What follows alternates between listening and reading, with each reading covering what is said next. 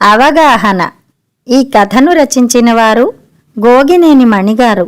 ఈ కథ ఆంధ్రభూమి సచిత్రవార పత్రికలో సెప్టెంబర్ 2002లో ప్రచురితమైంది.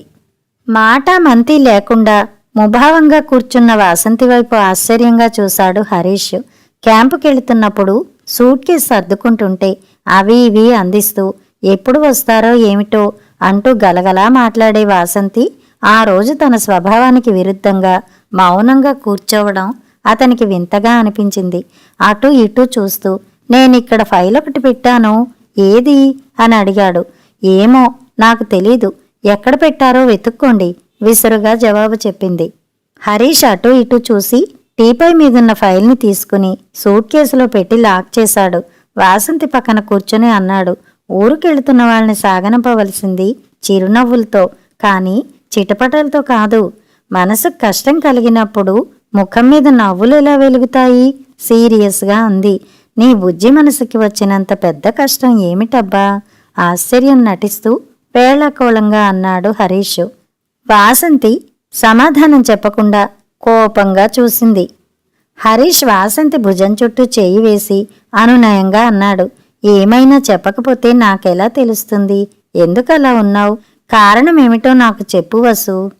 మామయ్య గారు, రామానుజం గారు వరండాలో కూర్చొని మాట్లాడుకుంటుంటే నేనిద్దరికీ కాఫీ తీసుకువెళ్ళి ఇచ్చాను. నువ్విక చెప్పనవసరం లేదులే, నాకు అర్థం అయిపోయింది.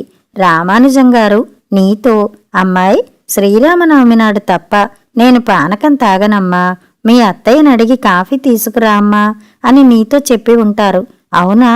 ఆయన అంతే వసు, ఎప్పుడూ నిజం మొహం మీదే చెప్పేస్తారు, మనసులో దాచుకోలేరు. అసలు లౌక్యం తెలీదు. నువ్వేమో ఆయన మాటలు పట్టించుకోకు. హరీష్ పెదవులపైకి వచ్చిన కొంటె నవ్వుకు వాసంతి కోపం ఇంకా రెట్టింపయింది. ఎప్పుడో ఒకసారి కాఫీలో పంచదార పొరపాటును ఎక్కువ వేశానని అస్తమాను వెక్కిరించనవసరం లేదు. కాఫీ బాగానే ఉంది, ఆయన ఇష్టంగానే తాగారు రోషంగా చెప్పింది. మరి నీ మనసుకు కలిగిన కష్టానికి కారణం ఏమిటో చెప్పు మరి. వాళ్ళ కాఫీ ఇచ్చినప్పుడు ఇలాగే అంటే నైటీలోనే ఉన్నాను. రామానుజం గారు వెళ్ళాక అత్తయ్య కాఫీ కప్పులు తీసుకురావడానికి వెళ్ళినట్టున్నారు. అప్పుడు మామయ్య గారు అత్తయ్యతో చెప్తున్నారు, నైటీ అంటే రాత్రిపూట వేసుకునేది కదా, పొద్దున్నే లేవగానే చీర గాని డ్రెస్సు గాని వేసుకుంటే బావుంటుందని అమ్మాయికి చెప్పకూడదు.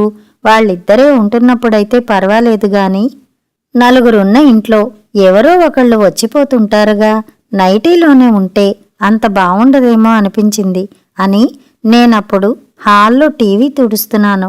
అందుకే నాకు ఆ మాటలు వినిపించాయి. అత్తయ్య, నేను చెప్పలేనలా, మనకిప్పటి పద్ధతులు తెలియక కొత్తగా ఉందేమో కానీ అందరూ ఇప్పుడు అలాగే వేసుకుంటున్నారు అని సమాధానం చెప్పారు. వాసంతి మాటలకి హరీష్ అడ్డం వచ్చాడు. ఇందులో నువ్వు బాధపడ్డానికి ఏముంది? ఏం లేదా? డ్రెస్ గురించి మరొకరితో అనిపించుకోవడం చిన్నతనంగా ఉండదా? ఇప్పటి రోజుల్ని బట్టి అందరిలాగే నేను వేసుకుంటున్నాను, కానీ నేనేదో అభ్యంతరకరమైన వేసుకుంటున్నట్టుగా అలా మాట్లాడేసరికి నాకు కష్టంగా అనిపించింది. ఇంత చిన్న కారణానికే అంతలా ఫీల్ అవుతున్నావా?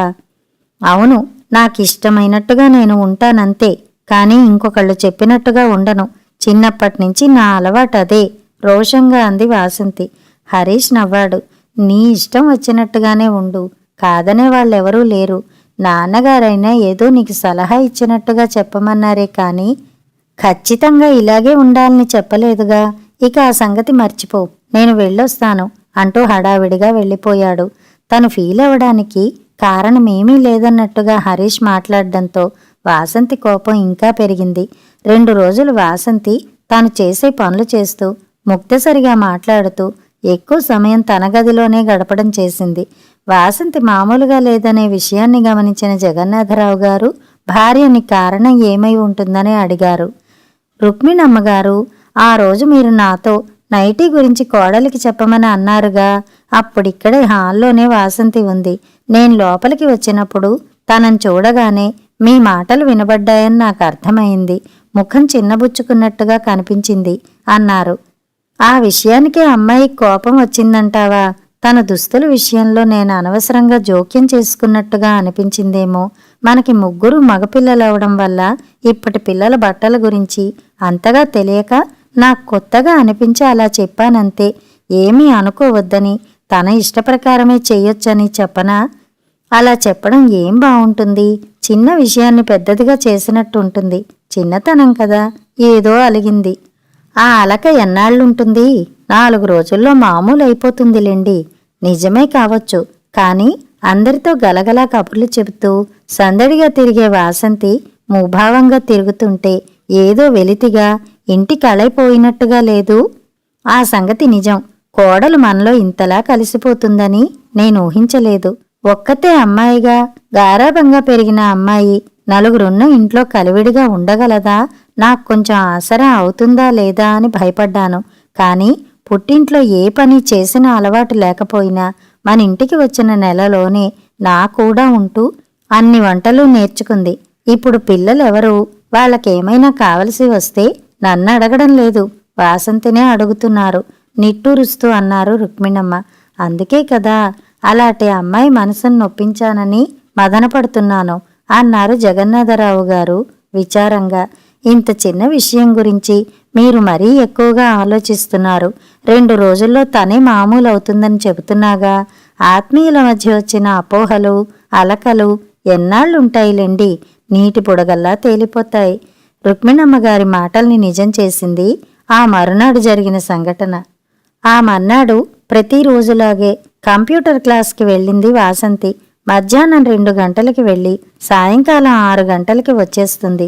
ఆ ఇన్స్టిట్యూట్ జగన్నాథరావు గారి స్నేహితుడు పెట్టిందే. కొంచెం దూరంగా ఉన్నా తెలిసిన వాళ్ళది కదా అని అందులోనే చేరింది. ఆ రోజు ఒక ఆటో డ్రైవర్కి, బస్ డ్రైవర్కి జరిగిన ఘర్షణ కోట్లాటగా మారి ఒకరు చనిపోయారు. ఆ గొడవతో సాయంకాలం 4 గంటల నుంచి ఆటోలు, బస్సులు ఏవీ తిరగడం లేదు. ఆ పైన మబ్బులు బాగా మూసుకు వచ్చి కాసేపటిలోనే ఈదురుగాలి, వర్షం మొదలయ్యాయి. జగన్నాథరావు గారు, రుక్మిణమ్మ గారు వాసంతి కోసం ఆదుర్దాగా ఎదురు చూస్తున్నారు. 6 గంటలు దాటినా ఇంటికి రాలేదు. ఏం చేయాలో తోచలేదు. ఫోను కూడా పనిచేయడం లేదు. ఎవరినైనా పంపించే వీలు లేదు. హరీష్ ఊళ్ళో లేడు. మిగతా పిల్లలిద్దరూ ఇంటికి ఇంకా చేరలేదు. జగన్నాథరావు గారు ఆందోళనగా అటూ ఇటూ తిరుగుతుంటే రుక్మిణమ్మ గారు అన్నారు, పిల్లలందరూ ఎలా వస్తే వాసంతి అలా వస్తుంది. కొంచెం లేట్ అవుతుంది అంతేగాని కంగారు పడాల్సిందేముంది? ఇలాంటి పరిస్థితిలో ఎవరో ఒకళ్ళు వచ్చి తీసుకెళ్తారు. మనకేమో ఎవరూ లేకపోయారు. హరీష్ ఊళ్ళో లేడనుకుంటే వీళ్ళిద్దరూ కూడా ఎందువల్లో ఇంటికి రాలేదింకా. ఆ గొడుగు ఇలాతే నేనే వెళ్ళి వస్తాను. రామ ఇంటికెళ్ళి అతని కారు అడిగి తీసుకువెళ్తాను అన్నారు జగన్నాథరావు గారు. ఏమిటి, రామంగారింటి వరకు ఈ గాలివానలో నడిచి వెడతారా? మీకేమైనా మతిపోయిందా? రామంగారిల్లు దాదాపు ఆ ఇన్స్టిట్యూట్ పక్కనే. అంత దూరం నడిచి వెళ్ళగలననే అనుకుంటున్నారా? ఆశ్చర్యంగా అన్నారావిడ. ఏం పర్వాలేదులే, వెళ్ళగలను. అసలు దారిలో ఏవైనా ఆటోలు తిరుగుతూ కనిపిస్తే సమస్యే ఉండదు. ఇంట్లో ఎదురు చూస్తూ కూర్చుంటే నాకు స్థిమితంగా లేదు.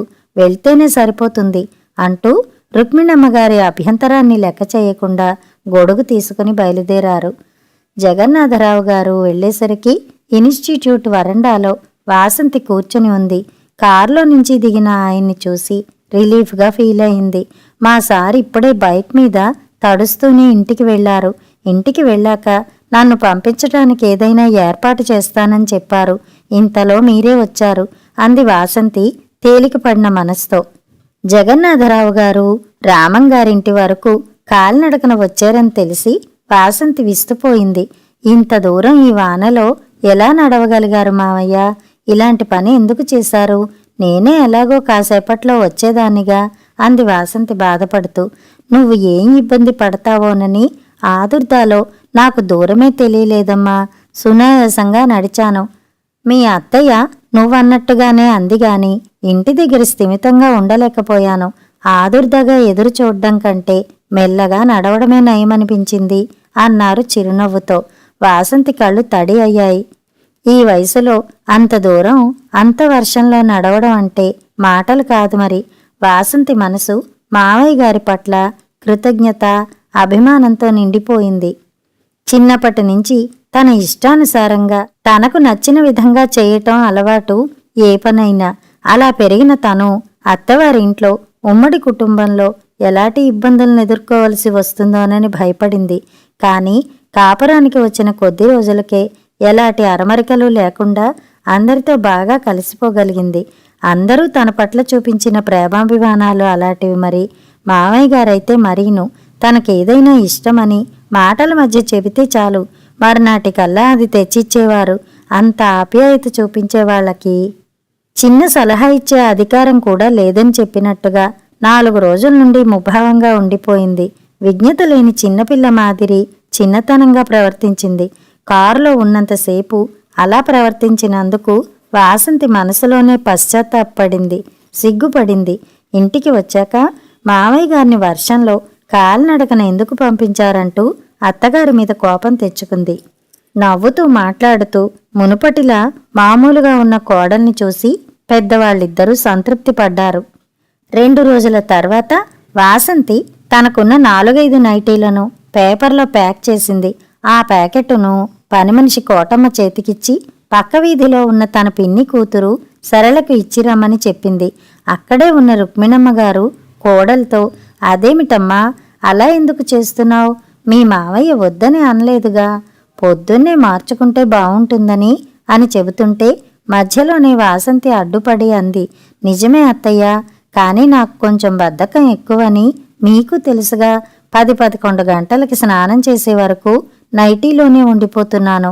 అందుకే ఇక రాత్రిపూట నావి పంజాబీ డ్రెస్సులు కాటన్వి చాలానే ఉన్నాయిగా, అవి వాడదామని అనుకుంటున్నా. కోపం లేకుండా మామూలుగానే చెబుతోంది కదా అని సరే అన్నట్టుగా తల ఊపారు రుక్మిణమ్మ గారు. కోటమ్మ వెళ్ళిపోయింది. బయటకు వెళ్లిన జగన్నాథరావు గారు లోపలికి వస్తూ, ఏమిటి కోటమ్మ అంత పెద్ద ప్యాకెట్ పట్టుకెడుతోంది అని అడిగారు.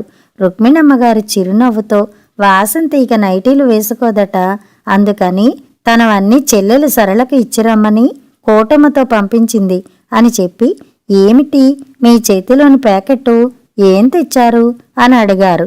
కోడలికి అంటూ ఆవిడికి అందించారు. ప్యాకెట్టును విప్పి చూసిన రుక్మిణమ్మ గారు నవ్వుతూ, ఏదో కథలోలా తమాషాగా జరిగిందే వాసంతి, ఇటు చూడు మీ మావయ్య నీకేం తెచ్చారో అన్నారు. అప్పుడే అటు వెళ్లబోతున్న వాసంతి వెనుతిరిగి చూసి తను నవ్వింది. రుక్మిణమ్మ గారి చేతిలో ఉన్నది అందమైన గులాబీ రంగు నైటీ. కథ సమాప్తం.